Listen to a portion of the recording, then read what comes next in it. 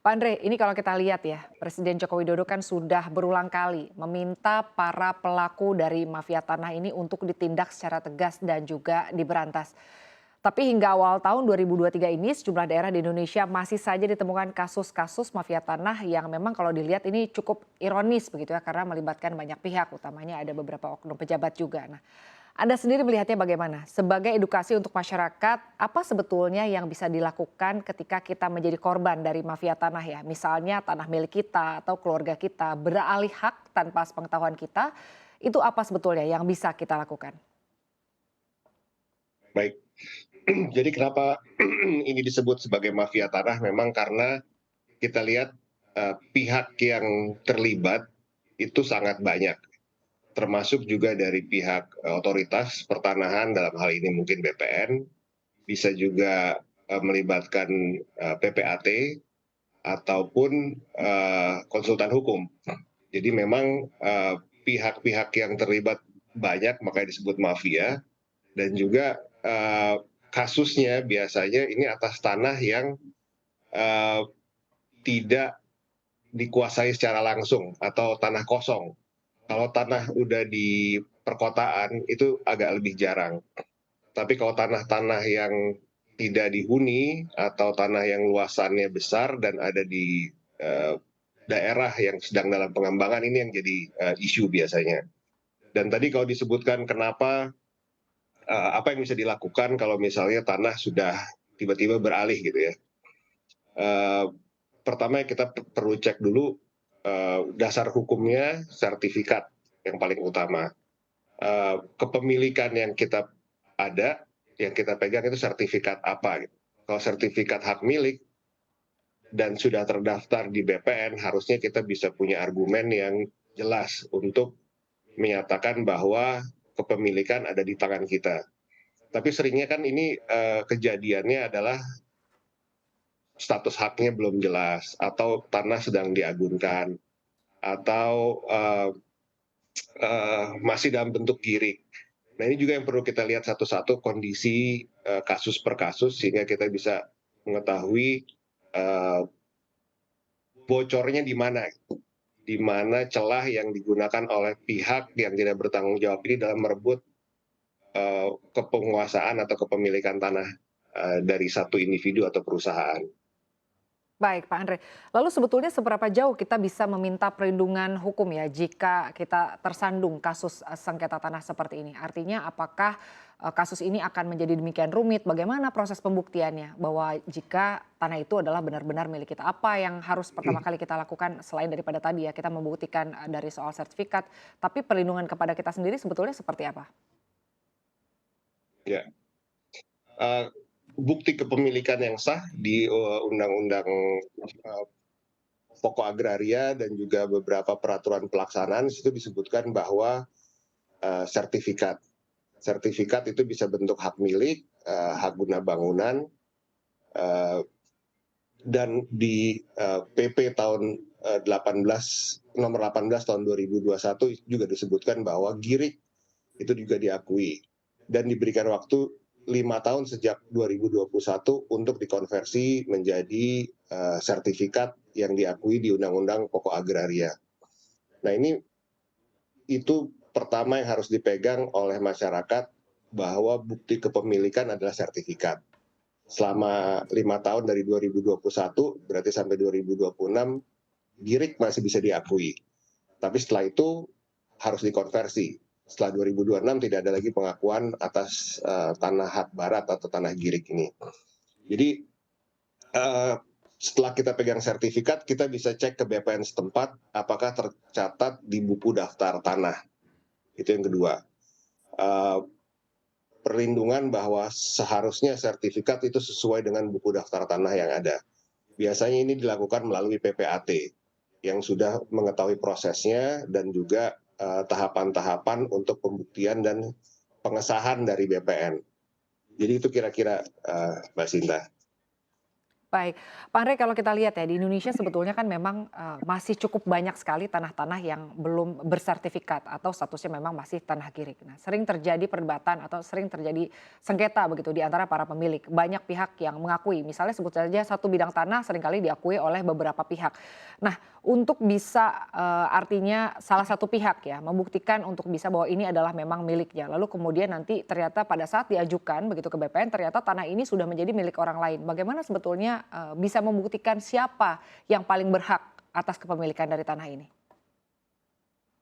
Ya, jadi itu diatur sebenarnya di Undang-Undang Agraria juga bagaimana dan serta peraturan pelaksanaannya bagaimana proses sertifikasi dilakukan. Biasanya ada proses pengukuran, habis itu harus ada 2 saksi dari kelurahan, dari BPN setempat untuk menyatakan batas-batas tanah, siapa yang memiliki, histori sebelumnya, eee, pemilik yang sudah ada sebelumnya yang dikenal, itu jadi urutan bukti untuk proses pembuatan sertifikat tanah. Jadi memang, kalau biasanya, ada perdebatan atau sengketa atas tanah ini karena ada 2 eee, pihak yang mengakui sama-sama punya dan kadang, ini yang bisa kejadian pihak-pihak yang mengklaim belakangan itu menggunakan data-data yang, tidak benar gitu, atau yang dipalsukan. Ini yang sering kejadian dan ini yang biasanya jadi kasus, sengketa tanah di mana tanah orang yang sudah lama dimiliki tiba-tiba ada pemilik barunya.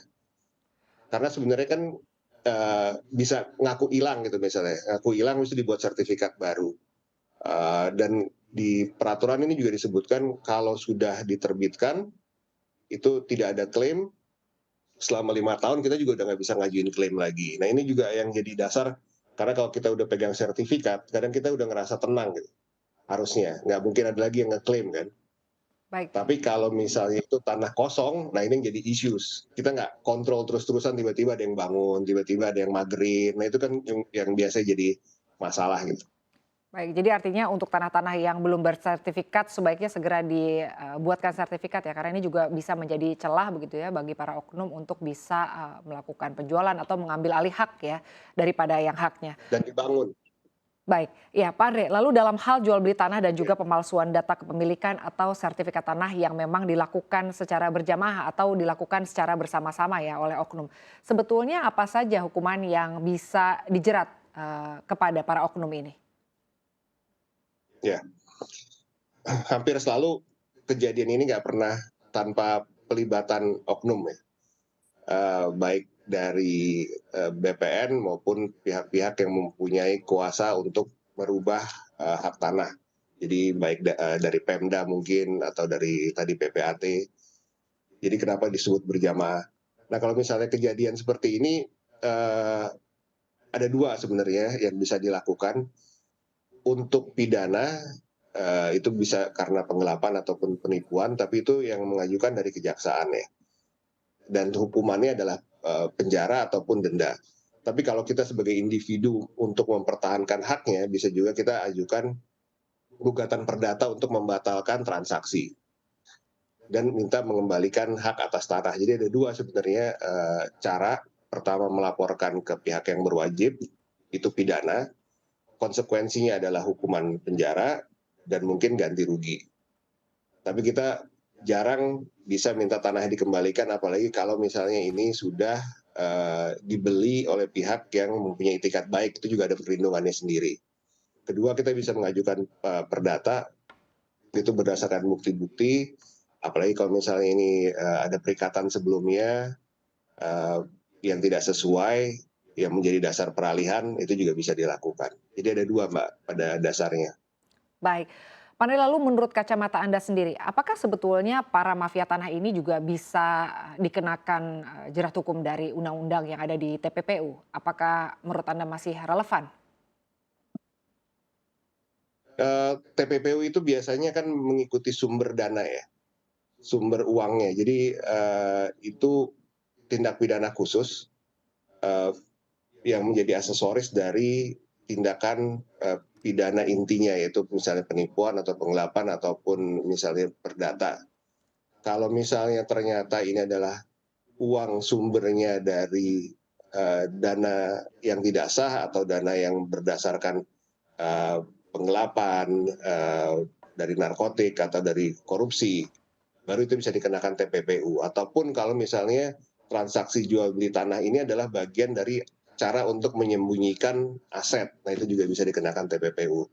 Tapi pada umumnya sengketa tanah kalau antara para pihak itu biasanya tidak melibatkan TPPU. Tapi TPPU itu mengikuti dana, dan kalau pengalihan hak tanah ini menjadi bagian cara menyembunyikan aset.